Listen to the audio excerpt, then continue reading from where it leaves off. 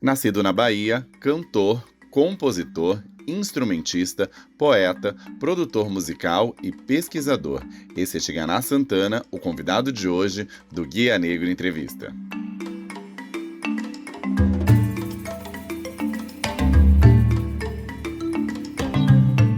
Tigana, você começa a escrever as primeiras poesias ainda na adolescência.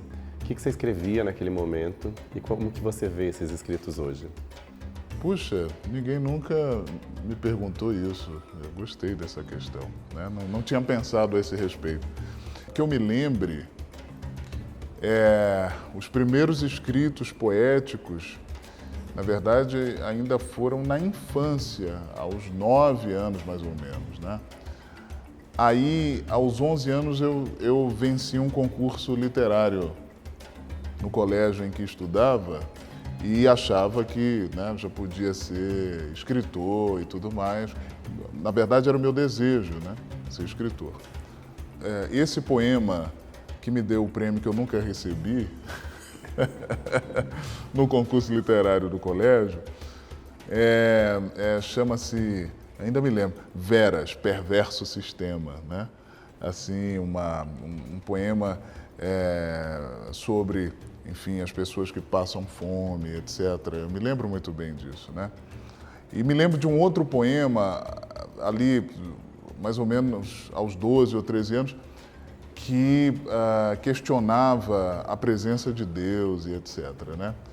Aos poucos, esses poemas foram sendo substituídos por canções, quando eu comecei a tocar violão e isso coincidiu também com o momento em que eu comecei a compor, né?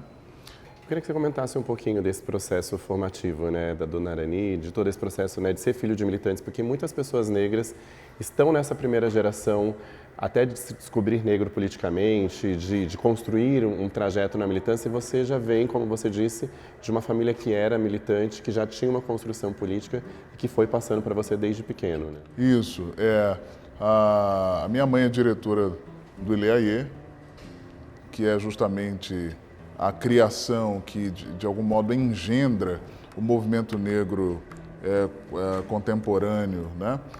Na Bahia, né?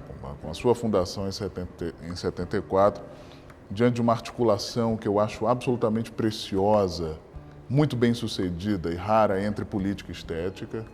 E os meus pais participaram da fundação do Movimento Negro Unificado contra a Discriminação Racial em 78, né?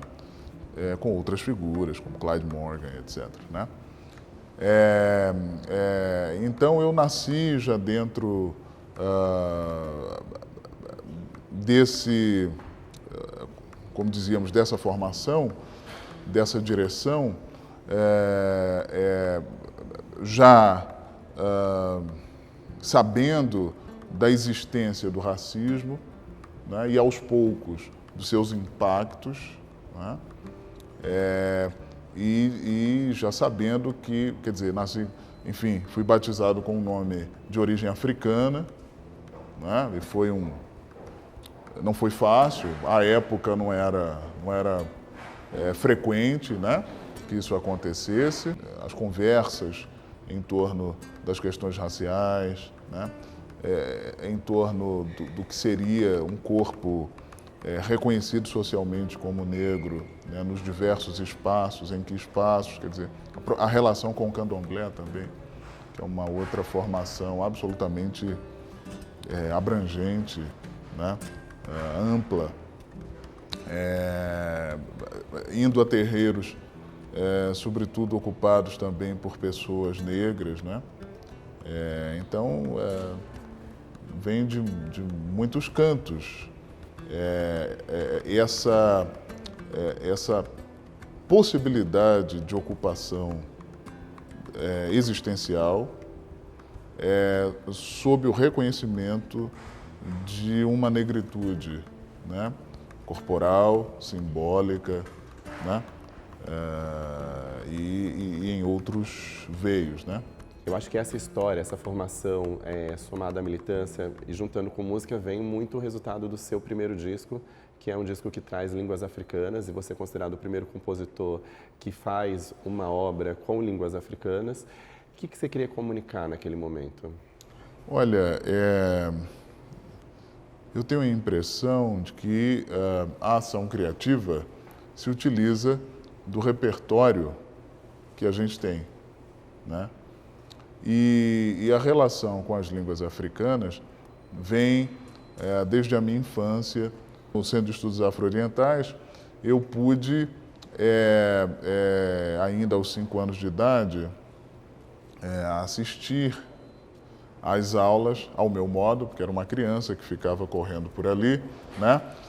Assistir às aulas com o saudoso Tata Raimundo Pires, Tata Tauexê, né? Professor Raimundo Pires, que era uma pessoa de candomblé e que ministrava aulas de Kikongo. A minha mãe frequentava as aulas, não tinha com quem me deixar e me levava, mas quando chegávamos em casa eu lhe dizia tudo o que tinha acontecido na aula, né? De lá para cá, quer dizer, o interesse pelos modos de pensar manifestos por meio, evidentemente, das línguas, né? Esse interesse foi ativado, né? Que intercâmbios isso possibilitou e que trocas você fez nessas viagens?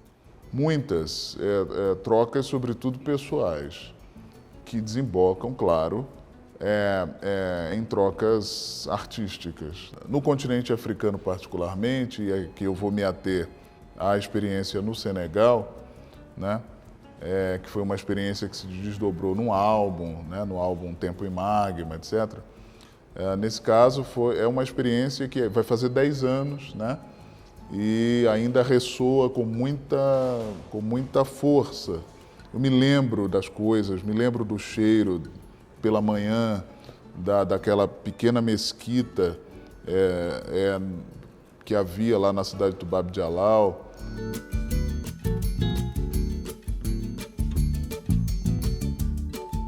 Chegando, você fez a curadoria da Mostra da Beatriz Nascimento, que é uma das maiores intelectuais brasileiras, mas não é tão conhecida assim do grande público. Você também produziu o disco da Virginia Rodrigues, que é uma das grandes cantoras da atualidade, mas que também deveria ser mais conhecida. E eu queria que você falasse para a gente quem e o que poderiam ser mais conhecidos e também como foi o processo de produção desses 2 trabalhos. Olha, eu vou começar pela Virginia, né? A Virginia é realmente uma força inexplicável, né? E ela me deu a honra,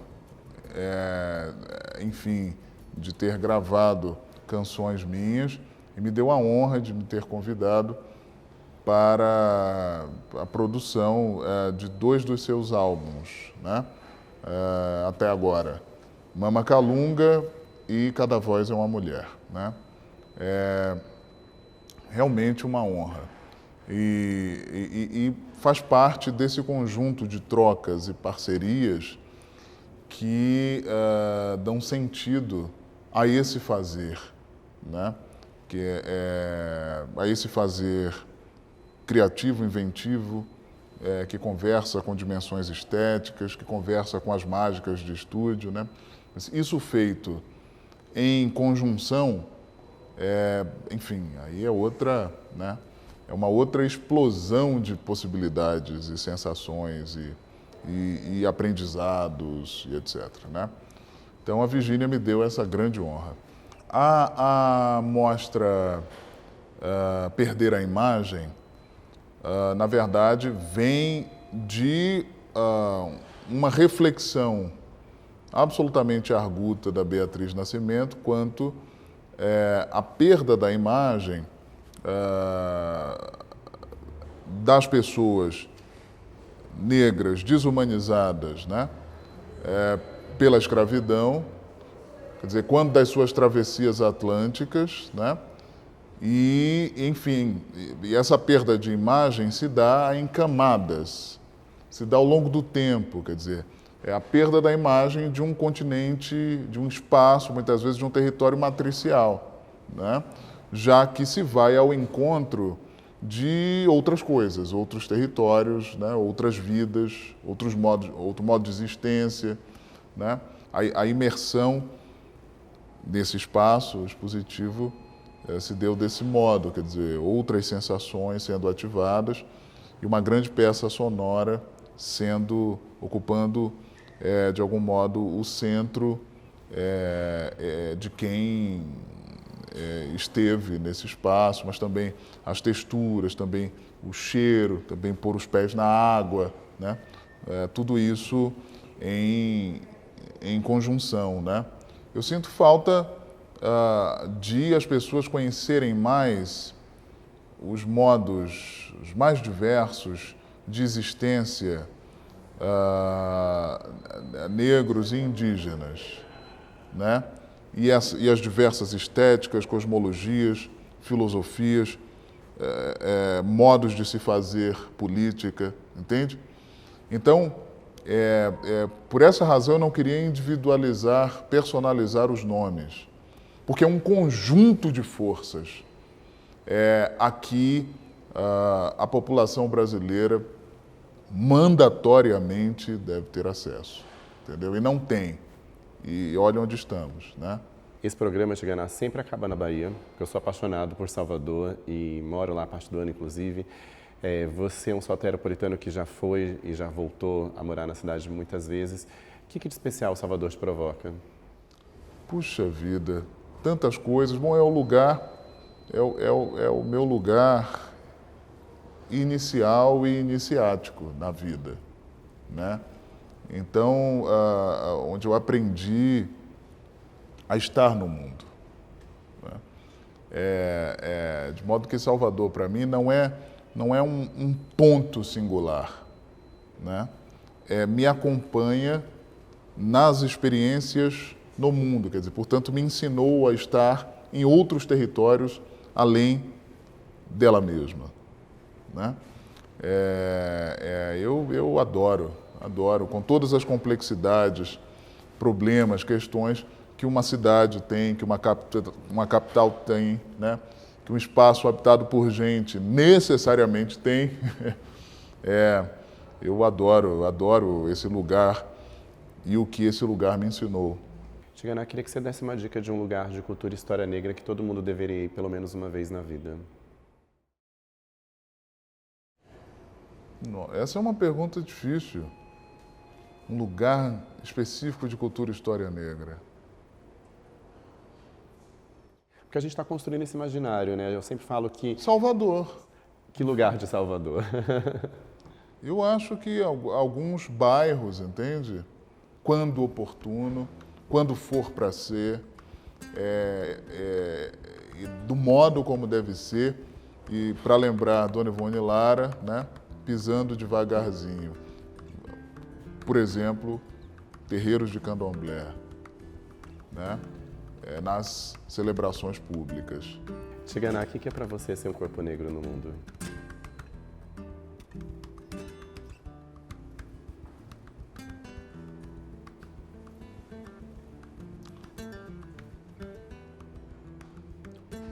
Acho que são muitas coisas. Bom, a primeira coisa é que ser negro é uma categoria que eu recebi. Não é a forma substancial como eu me coloco no mundo. Não vou deixar me aprofundando nas coisas, me adensando nas sensações, nas possibilidades de criação, dos encontros, aprendendo com tanta gente, me deixar reduzir a uma classificação, uma recepção social, a uma nomeação que eu não me dei, né? Essa é a primeira coisa. Outra coisa é que, indo ao encontro, evidentemente, dos ensinamentos de Aimé Césaire, a negritude não é uma metafísica, não é essência, não é substância de nada, né? Essa negritude a que Césaire se refere é uma resposta à história, não é? E, evidentemente, a um conjunto perverso, complexo, alargado de opressões, quer dizer, sistematizado, né? De opressões sobre os corpos que se deram a conhecer como corpos negros. Por outro lado, quer dizer, eu me coloco também nesse lugar, me colocam e me coloco nesse lugar,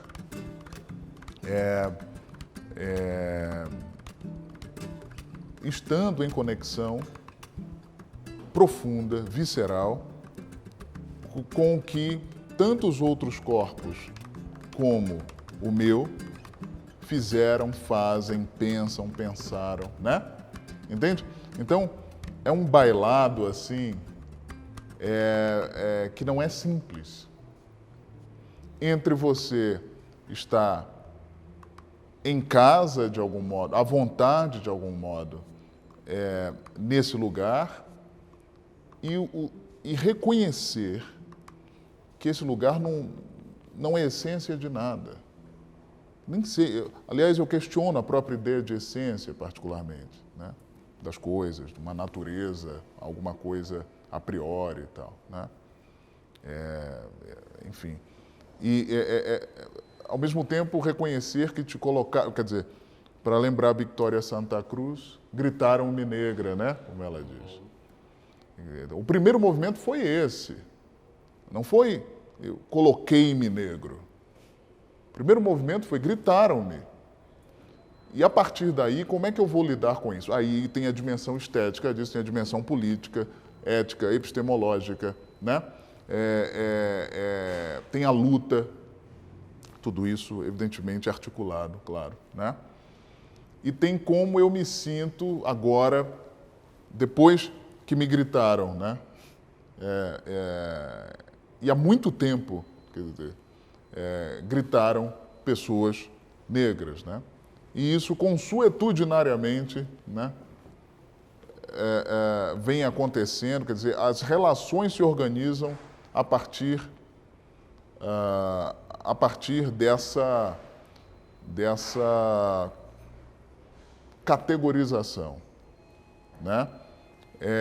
Mas é isso, eu acho que é a gente ficar entre